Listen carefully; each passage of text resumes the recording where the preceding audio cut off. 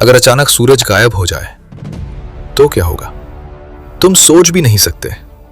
अगर एक दिन अचानक आसमान में सूरज की जगह कुछ और दिखे तो क्या होगा? सुबह का समय है, तुम अपनी आंखें खोलते हो, सब कुछ नॉर्मल लगता है, लेकिन सिर्फ कुछ सेकंड के लिए तुम खिड़की खोलते हो और जैसे ही बाहर देखते हो तुम्हें कुछ अजीब महसूस होता है। रोशनी है, लेकिन वैसी नहीं जैसी हर दिन होती है। ना वो गर्माहट, ना वो चमक, बल्कि एक ठंडी, नीली, डरावनी रोशनी।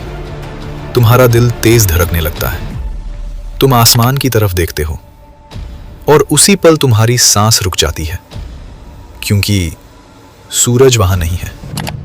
हां, वो सूरज जो हर दिन उगता था, जो कभी गायब नहीं होता था, आज वो पूरी तरह गायब है और उसकी जगह एक गोल, चमकती हुई नीली रिंग आसमान में तैर रही है।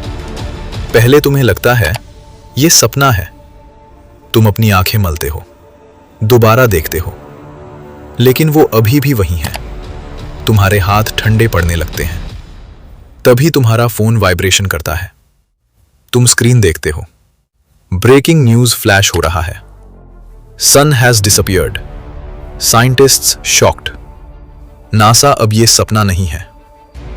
हर कोई आसमान की तरफ देख रहा है। कोई वीडियो बना रहा है, कोई रो रहा है, कोई भगवान को याद कर रहा है। न्यूज चैनल्स पर सिर्फ एक ही खबर है, द सन इज गॉन। लेकिन असली सच्चाई, जो अभी तक ज्यादातर लोगों को समझ नहीं आई, वो ये है कि हम अभी भी सूरज के साथ हैं, क्योंकि सूरज की रोशनी को हम तक पहुंचने में 8 मिनट 20 सेकंड लगते हैं। इसका मतलब सूरज 8 मिनट पहले गायब हुआ और हमें अभी पता चला। अब इमेजिन करो, अगले 8 मिनट पूरी मानवता के सबसे खतरनाक 8 मिनट होने वाले हैं। पहला मिनट, सब कुछ अभी भी नॉर्मल लगता है।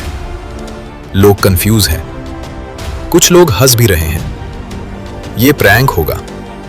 दूसरा मिनट, आसमान की रोशनी थोड़ी कम हो जाती है, इतनी कम कि तुम्हें शक होने लगे। तीसरा मिनट, पक्षी अजीब बिहेवियर करने लगते हैं। वे गोल गोल घूम रहे हैं, जैसे उन्हें दिशा समझ नहीं आ रही। चौथा मिनट, हवा ठंडी होने लगती है। तुम्हें हल्की ठंड महसूस होती है, लेकिन यह सिर्फ शुरुआत है। पांचवा मिनट, अब अंधेरा क्लियरली दिखने लगता है। लोग चिल्ला रहे हैं, ट्रैफिक रुक गया है, कार्स टकरा रही हैं, केओस शुरू हो चुका है। छठा मिनट, तुम आसमान की तरफ देखते हो और जो तुम देखते हो वो तुम्हें अंदर से हिला देता है। दिन के समय स्टार्स दिखाई दे रहे हैं। सातवां मिनट, टेम्परेचर तेजी से गिर रहा है। लोग घरों की तरफ भाग रहे हैं, कुछ लोग ग्राउंड पर बैठकर रो रहे हैं। और फिर आठवां मिनट, एक सेकंड में पूरी पृथ्वी पूरे अंधेरे में डूब जाती है। अब कोई सूरज नहीं है, कोई रोशनी नहीं, कोई गर्मी नहीं, सिर्फ काला अंतहीन अंधेरा। लेकिन ये तो बस शुरुआत थी। असल में सूरज सिर्फ हमें रोशनी नहीं देता था, वो हमें अपनी ग्रेविटी से बांध कर रखता था। ग्रेविटी, और जैसे ही सूरज गायब हुआ, उसकी ग्रेविटी भी खत्म हो गई। अब एक शॉकिंग सच सुनो, पृथ्वी अब अपनी ऑर्बिट में नहीं है, वो अब स्पेस में फ्री हो चुकी है। तुम अपने कमरे में बैठे हो, अंधेरा इतना है कि तुम्हें अपना हाथ भी नहीं दिख रहा। तभी तुम्हें हल्का सा झटका महसूस होता है, जैसे जमीन हिली हो। पहले तुम्हें लगता है अर्थक्वेक, लेकिन यह उससे भी ज्यादा खतरनाक है। पृथ्वी अपनी फिक्स्ड पाथ से हट चुकी है। अब हम स्पेस में भटक रहे हैं। कोई डायरेक्शन नहीं, कोई कंट्रोल नहीं, कोई डेस्टिनेशन नहीं, और सबसे डरावनी बात, हमें पता ही नहीं हम कहां जा रहे हैं। कुछ ही घंटों में टेम्परेचर ड्रेस्टिकली गिरने लगता है। 0 degree Celsius, -20 degree Celsius, -50 degree Celsius. शहरों में पानी जमने लगता है, पाइप्स फट जाते हैं, बिजली सिस्टम फेल होने लगता है, लोग घरों में बंद हो जाते हैं। जो बाहर हैं उनके लिए सरवाइव करना ऑलमोस्ट इम्पॉसिबल हो जाता है। 24 घंटे के अंदर पूरी पृथ्वी एक फ्रोजन वर्ल्ड बनने लगती है। लेकिन ये एंड नहीं है, क्योंकि पृथ्वी के अंदर अभी भी हीट है। अर्थ का कोर अभी भी गर्म है। इसका मतलब कुछ जगहें अभी भी रहने लायक हो सकती हैं, जैसे अंडरग्राउंड बंकर्स, जियोथर्मल एरियाज। लेकिन सरफेस पर लाइफ ऑलमोस्ट खत्म हो चुकी है। और तभी एक और अजीब चीज होती है, वो नीली रिंग जो सूरज की जगह आई थी, अब धीरे धीरे बड़ी होने लगती है। पहले वो एक छोटा सर्कल था, अब वो आसमान का बड़ा हिस्सा कवर करने लगी है। लोग डर के मारे उसे देख भी नहीं पा रहे। लेकिन कुछ साइंटिस्ट्स अब भी ऑब्जर्व कर रहे हैं। नासा के साइंटिस्ट्स कहते हैं ये कोई नेचुरल फिनोमिनन नहीं है, मतलब ये कुछ और है। कुछ एक अजीब सी खामोशी, लेकिन वो खामोशी कानों को चुभ रही थी। पूरी दुनिया की नज़र अब आसमान पर थी। जो लोग अभी तक सरवाइव कर रहे थे, जो अंडरग्राउंड बंकर्स में छुपे थे, या जो अभी भी सरफेस पर जिंदा थे, सबके मन में एक ही सवाल था, ये क्या है? नासा के कंट्रोल रूम में साइंटिस्ट्स पैनिक में थे। स्क्रीन पर लगातार डेटा आ रहा था, लेकिन प्रॉब्लम ये थी, कोई भी उस ऑब्जेक्ट को आइडेंटिफाई नहीं कर पा रहा था। ये कोई एस्टेरॉयड नहीं है, ना ये कोई प्लैनेट है, और ना ही कोई नॉन स्पेसक्राफ्ट। एक साइंटिस्ट धीमी आवाज़ में बोलता है, ये कुछ और है। और तभी एक और शॉकिंग डिस्कवरी होती है। वो स्ट्रक्चर सिर्फ अर्थ की तरफ नहीं आ रहा था, वो अर्थ की स्पीड के साथ सिंक हो रहा था। मतलब वो हमें फॉलो नहीं कर रहा था, वो हमें मैच कर रहा था। जैसे उसे पहले से पता हो कि हम कहाँ हैं। अब डर पैनिक में बदल चुका था।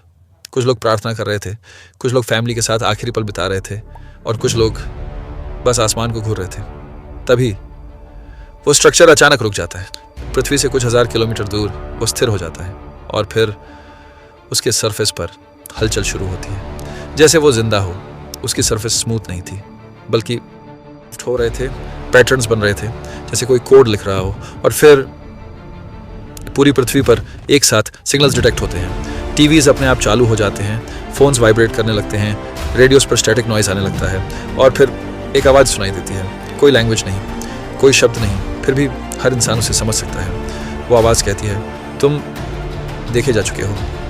पूरी पृथ्वी पर साइलेंस छा जाता है, लोगों की सांसें रुक जाती हैं। फिर आवाज़ दोबारा आती है, तुम्हारी प्रजाति अब छुपी नहीं है। अब ये क्लियर था, ये कोई नेचुरल घटना नहीं है, ये कोई एक्सीडेंट नहीं है, ये कांटेक्ट है, लेकिन फ्रेंडली या हॉस्टाइल ये कोई नहीं जानता। तभी वो स्ट्रक्चर धीरे धीरे खुलने लगता है, जैसे कोई दरवाज़ा खुल रहा हो। उसके अंदर सिर्फ डार्कनेस है, लेकिन वो डार्कनेस खाली नहीं है, कुछ मूवमेंट है। और फिर उस डार्कनेस से एक लाइट बाहर आती है, लेकिन ये लाइट नॉर्मल नहीं है। ये लाइट शेप बदल रही है, कभी स्फीयर, कभी लाइंस, कभी किसी इंसान की तरह। और अचानक वो लाइट स्टेबलाइज हो जाती है। अब वो एक क्लियर शेप में है, एक ह्यूमन फिगर, लेकिन वो इंसान नहीं है। उसका कोई चेहरा नहीं, कोई आँख नहीं, फिर भी लेकिन वो इंसान नहीं है।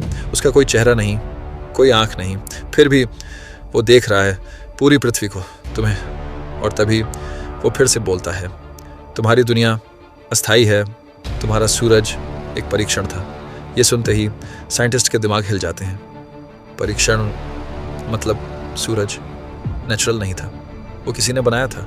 अब पूरी रियलिटी बदल चुकी थी। तभी वो एंटिटी अपना हाथ उठाता है, और उसी पल पूरी पृथ्वी पर ग्रेविटी हल्की बदल जाती है। ग्रेविटी लोगों को अजीब महसूस होता है। कुछ चीज़ें हवा में हल्की उड़ने लगती हैं, जैसे वो हमें कंट्रोल कर रहा हो। अब ये साफ था, वो हमसे ज़्यादा एडवांस्ड है, बहुत ज़्यादा। और फिर वो आखिरी बात कहता है, अब निर्णय लिया जाएगा, तुम्हें रहने दिया जाए या समाप्त कर दिया जाए। पूरी ह्यूमैनिटी अब एक अननोन जजमेंट का इंतज़ार कर रही है। तुम अपने दिल की धड़कन सुन सकते हो, तेज़ और तेज़।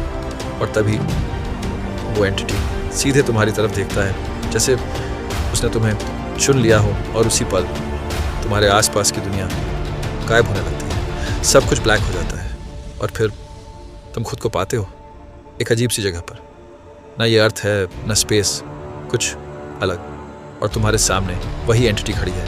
वो धीरे से बोलता है, तुम प्रतिनिधि हो, तुम्हारे निर्णय पर तुम्हारी पूरी प्रजाति निर्भर है, तुम्हारे हाथ कांप रहे हैं, दिमाग ब्लैंक है और अब तुम्हें फैसला करना है। यहीं रोकते। Subscribe next part.